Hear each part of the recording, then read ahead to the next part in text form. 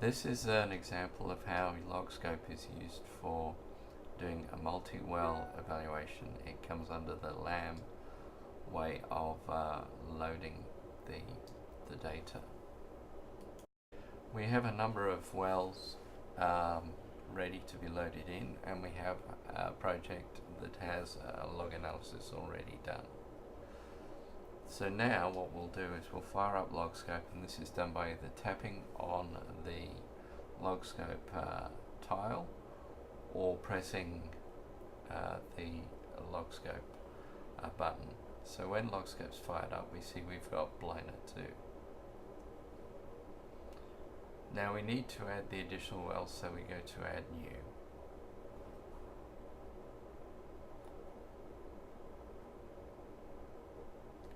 The other features in there are looking at your account details and also looking at your at the preferences.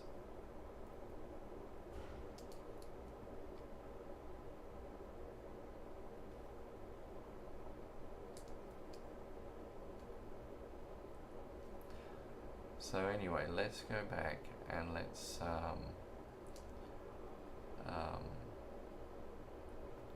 open Bliner 2 and see what's actually in there.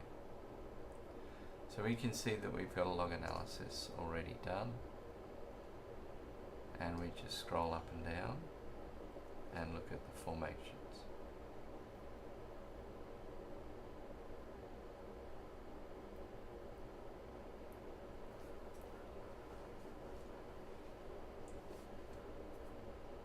So these results were saved, that generated this is saved into what we call the parameter store, and that parameter store can be accessed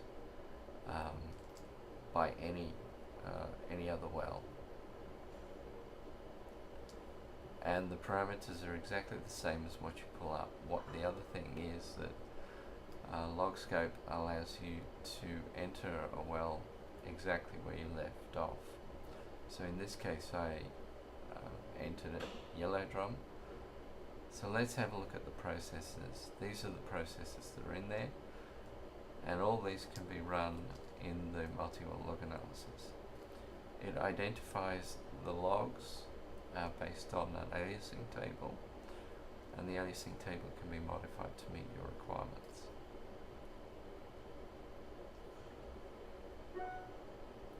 There are a significant number of parameters in there, and to evaluate the parameters one would use the cross-plot way of looking at it. In the list view you can look at parameters for a particular processor, or you can look at parameters for a particular cross-plot. Here's the processor, and it shows the parameters, and this is for pay flags. So if we change this to cross-plot, and we can see the parameters for the neutron density.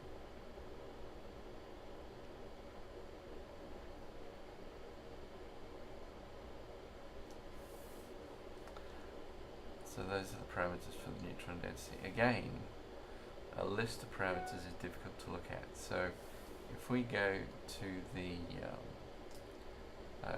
cross-plots, we can actually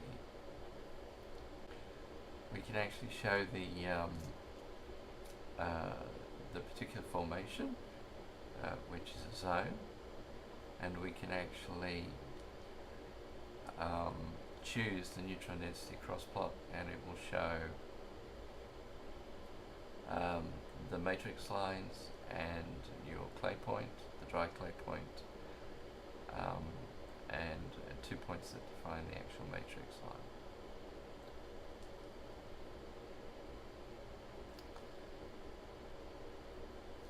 So one can go through and finish a complete evaluation by using the individual well log analysis, and then save the parameters to the parameter store.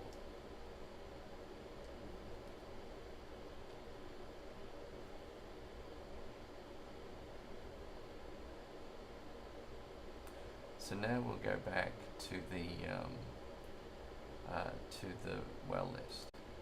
Okay, we're leaving the well, and now we're going to load the wells that we were just looking at. So we hit add new, and we'll just go to the directory.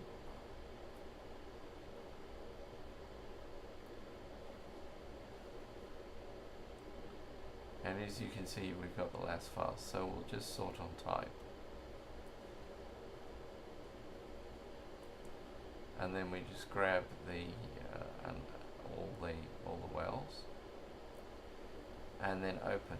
And now it loads all of those wells, one after the other, into LogScope.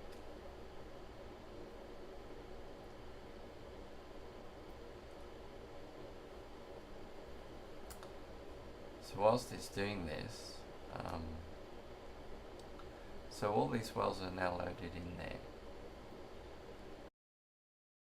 So what we'll do is we'll load one of the wells and look at it, bearing in mind that LogScope uses a basic 3-track presentation to show the data.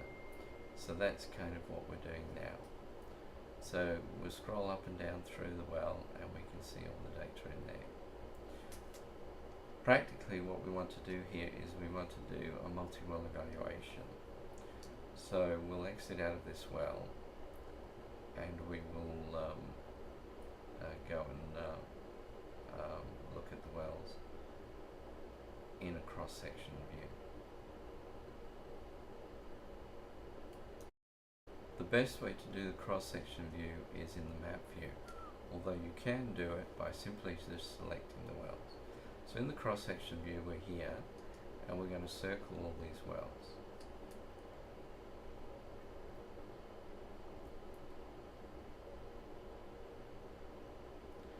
So you just draw a circle around all the wells, like so.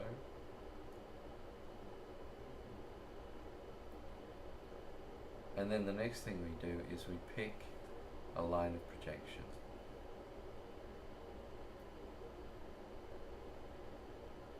Now you can change that to a fence, or you can just go in to do a cross section. Now we've generated a thing called blinder, but it won't allow us to do it. And the reason being is that we don't have any formation tops in the wells currently. So let's just do it currently the way it is, and change the scale to 1:5,000, I believe. 10,000 actually. And then we do OK, and the wells are displayed. Now you can see that Blinder 2 has the formations in, has the zones that are used for the log analysis, and the other wells do not.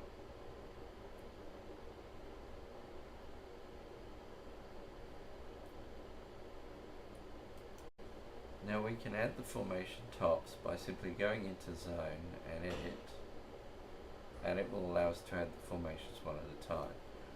LogScope's clever in that it will find the well with the nearest formation and pre-populate with that. We can also go Import and choose a file, a CSV file, and load the formation tops. So we go and we find that file, which is called blinder.csv.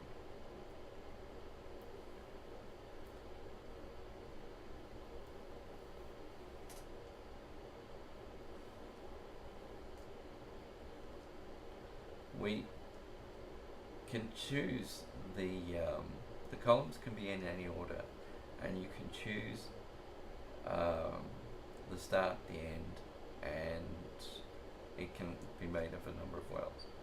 We load it, it comes back and presents us, and it'll tell you how many wells in that file versus how many wells in LogScope actually match up on the well name. And then we hit OK, and they're loaded. And then we just save, and we've got the cross section built.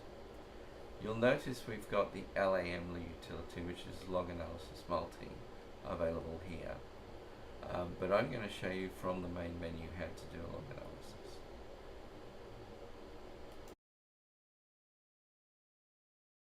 Okay, so we exit out of here and we go back to the map view, and we then choose the Log Analysis Multi.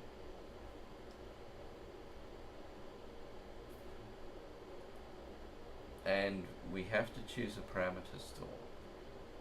So you must pre-create a parameter store with at least one well in it to do a multi-well log analysis.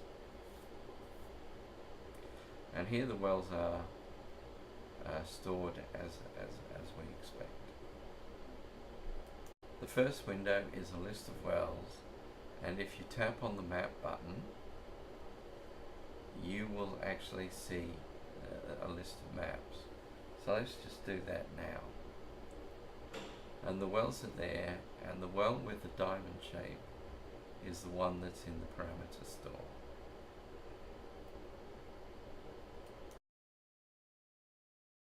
So let's return back to the list view.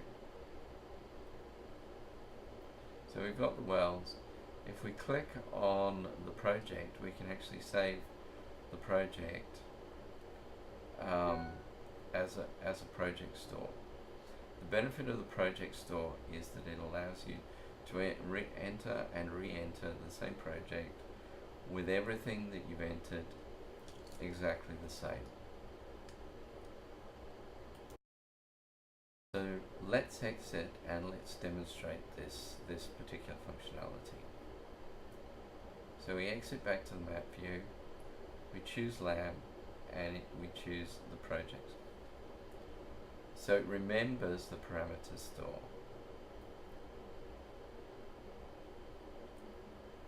And it remembers the colors of each of the wells and so on. And that in itself is quite handy.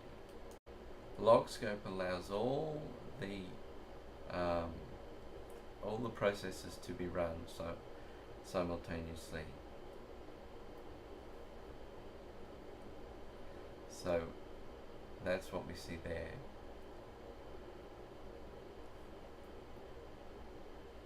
The input, it remembers and looks for the input log for each of the wells and uses the alias table.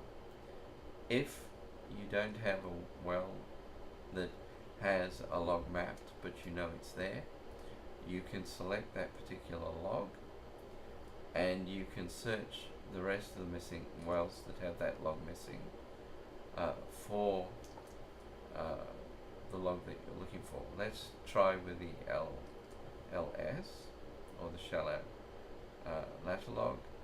So we choose it, and then if you tap on it, it says set all, and you can set to just missing only, and it will search your well list to try and find any wells that have that. That's extremely useful if you have one or two wells that are missing parameters. So we've then got the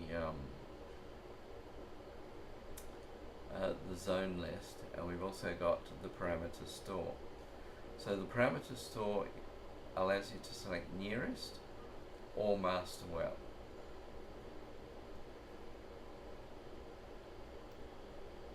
And the master well is selected here as Bliner 2. Obviously that's the only well that we've got, so it's not going to matter if we use nearest or master well.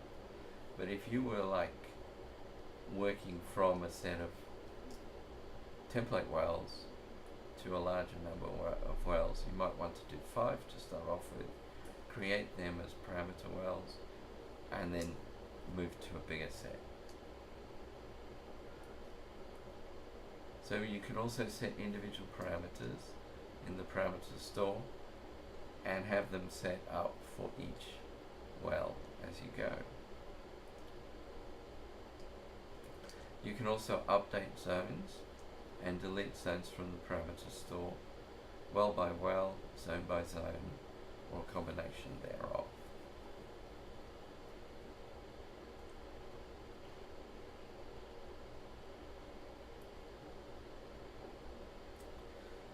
The zone allows you to show a grid of all the zones.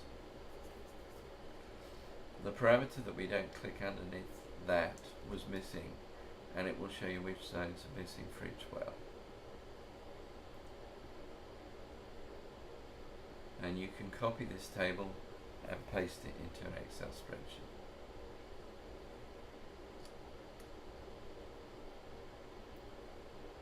So if we click on the zone, you can also edit multiple zones, and you can choose a particular zone. As we've only got one well that's completely evaluated, this is the only well that shows up in the cross plot.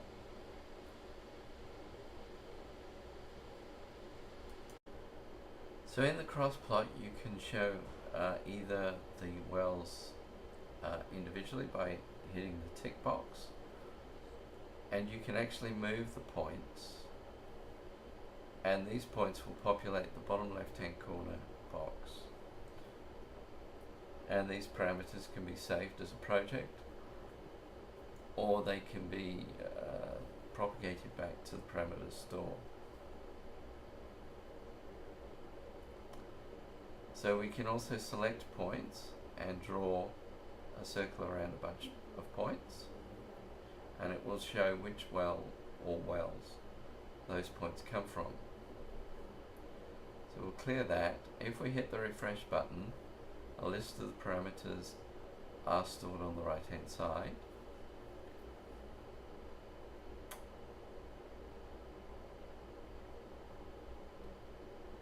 And if we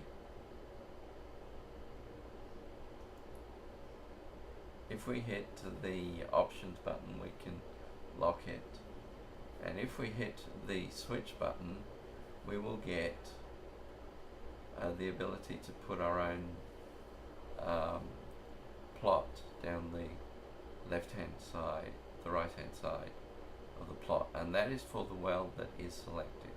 That's in blue in the top left hand window. This bottom box down the bottom allows you to select a curve,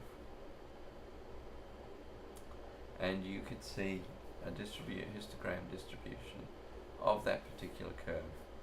And you also have the ability to do normalization as either a mean or as a P10, P90.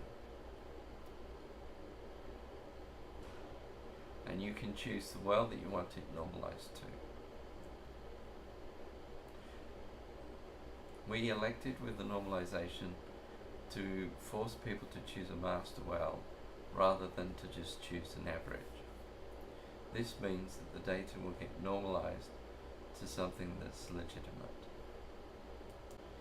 The parameters of the normalization are also saved as a table, and they can be copied and pasted into an Excel spreadsheet.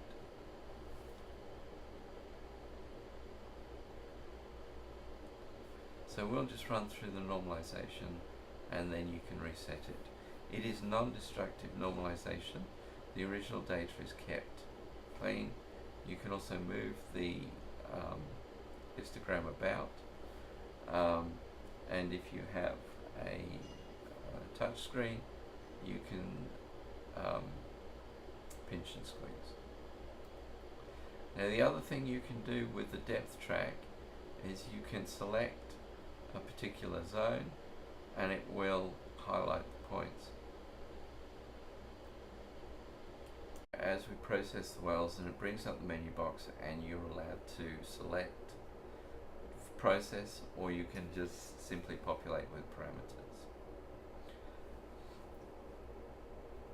You can select all the wells, or some of the wells, or you can do custom zones.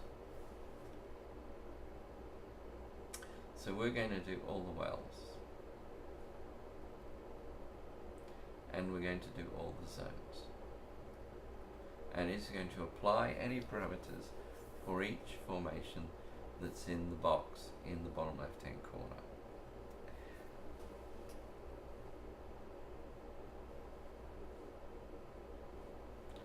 So we just hit the OK button, and it will present a status box tells you percentage and also the movement of a bar across. We have run this on projects up to 1800 wells.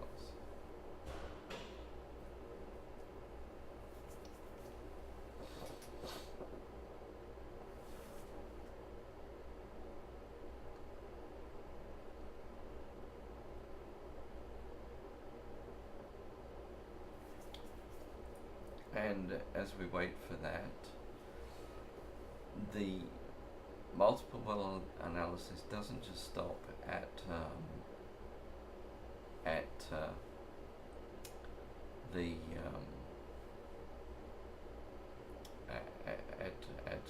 the log analysis. Now, if it comes across a problem, it will not stop. That well will be added to a list of wells, and it will present you a status box at the end showing you the wells that are successfully completed and those that aren't. And you can drill down in that table to the wells and to the particular formations that aren't processed.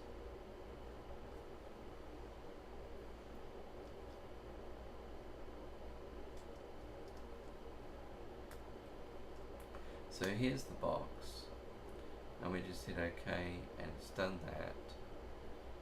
And we're going to choose a different well,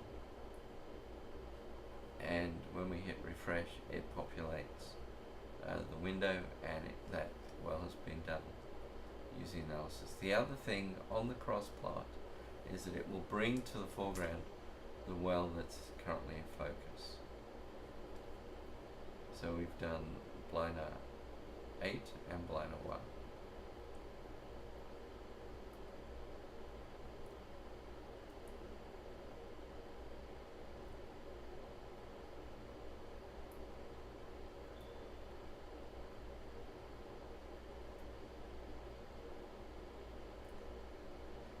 So when we refresh this, we can see that one interesting feature is that if you highlight a particular zone, you can highlight on the depth index track for a particular well, and it will show that well. Note that this will only work with one well at a time. See, we're trying to do this, but the previous well is still highlighted, or still in focus. We can update an individual well as shown by this procedure here. And we can update by individual zone, or update the parameters stored by zone, well, all zones, all wells, wells in zone, wells recognized in zone, and so on and so forth.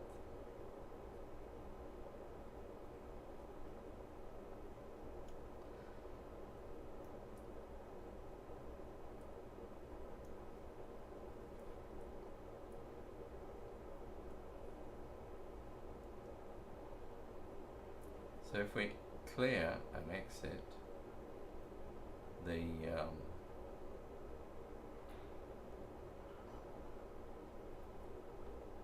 and select again, we can actually select for another well.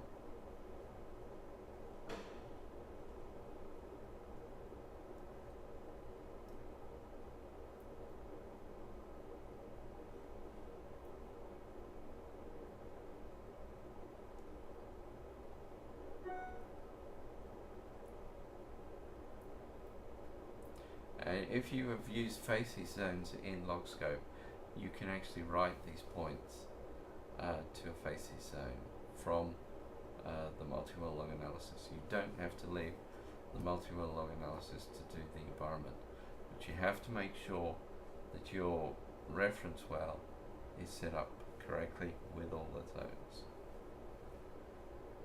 Once you've completed an analysis, the next thing that you might want to do is a multi-well analysis, a HVR report. So this is done and it gets saved as a HVR, and we'll just go and have a look at that in an Excel spreadsheet. So basically, once this is done,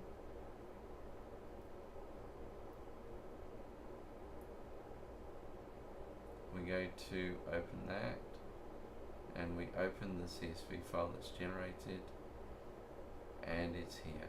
And then what I like to do is change this so that it's a sorted table, or a table that you can sort using internal functions in Excel.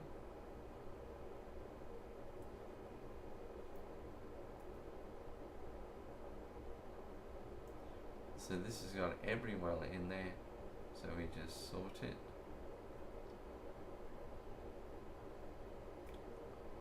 You just grab that,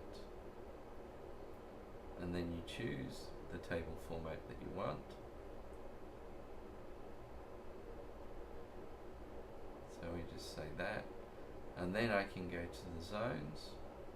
I can switch off all the zones, and I can switch on the yellow drum formation, which is the zone that has my reservoir in, and I have a nicely sorted table of all the wells done, and this analysis has taken me somewhere around 20 minutes to complete. Now obviously the first well will take a while to get set up, but the value of being able to look at all the cross plots and everything at once for all the wells means that you know the data is going to match. You're able to do the normalization on the fly as you go as well. You can do it by zone, and you can do it by formation. So we'll exit out of this, and we'll show you a couple of the multi-well capabilities. Before we exit out of this well, this part of the software, the next thing we'll do is we'll go back in and we'll do the cross section again. So we just pick the wells, draw the line, and now, as you recall, that template that I had set up, which was to show the yellow drum and a couple of other formations that may be hydrocarbon varying, we can now look at that, and here we go. Now every well is now evaluated.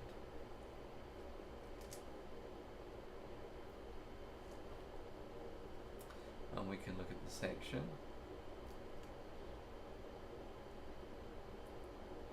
and we can just change the scale and make it so that we're zoomed to see all the wells at once. Now if we go back into the LAM and we go and save a particular zone and so on, we can then reopen it at that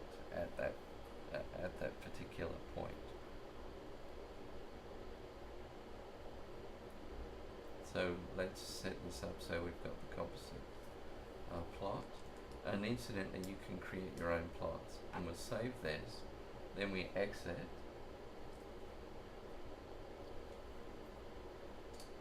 now let's suppose you are interested in knowing the TOC content in the section. We can go back in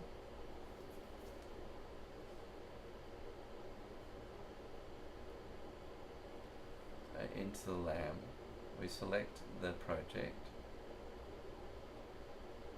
and then we go and we have a look at the plots that we've got set up that allow you to graphically set up the PASI TOC computation. So we go to the RT versus density, and you can see all the parameters associated with it, and what you do is you can just move the point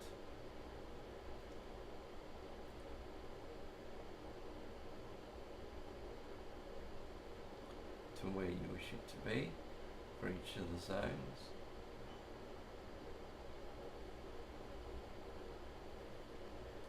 And it populates the bottom left hand corner.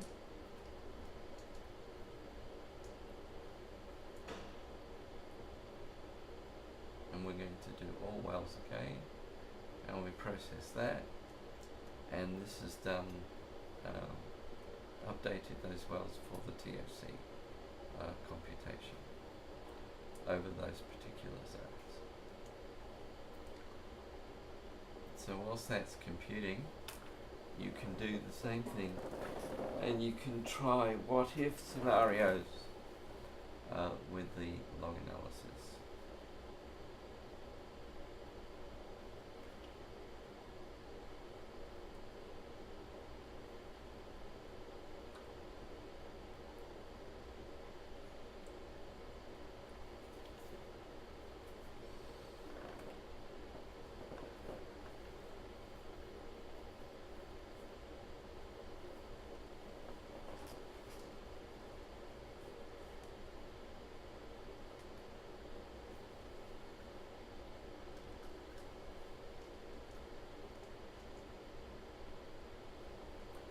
As we work our way through this, you can see that it's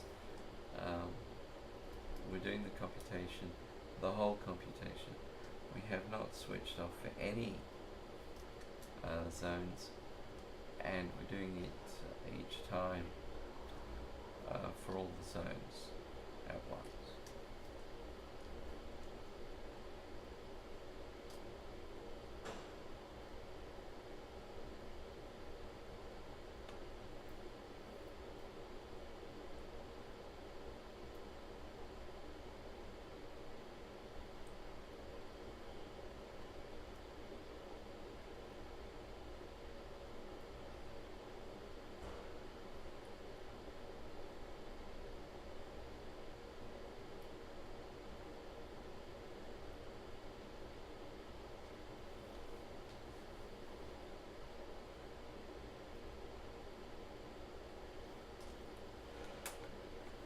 So there it is, it's finished.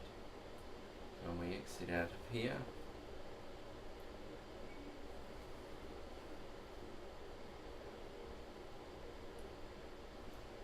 And this will take us back to the cross section.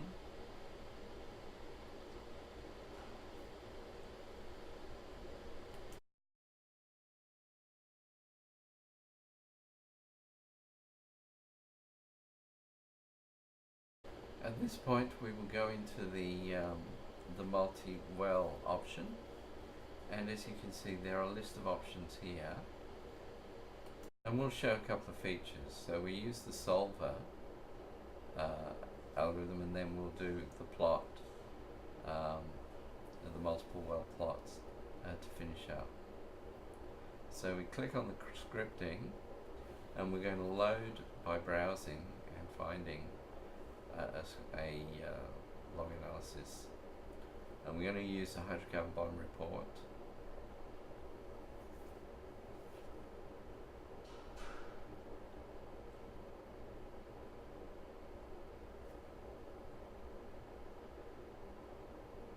And there's the HBR one that we're using down the bottom there. Load that in, we hit the auto mapping, and note that it is using a primary well, liner 1, and then we run. You should always use a well that has all the data in it, and then when it gets finished, it will, if it finds some wells that it can't process, it'll present you a box allowing you to sort of fix them up, and so on. So now we'll go down to the plot export,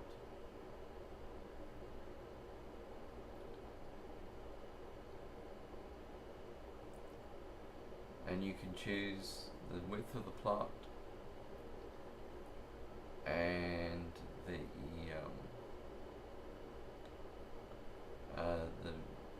scale and the units that it's going to plot out with.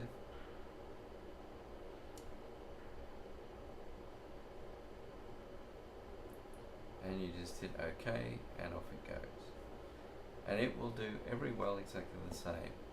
Similarly with the other functionalities in there, you will be able to do the same thing. Thank you very much.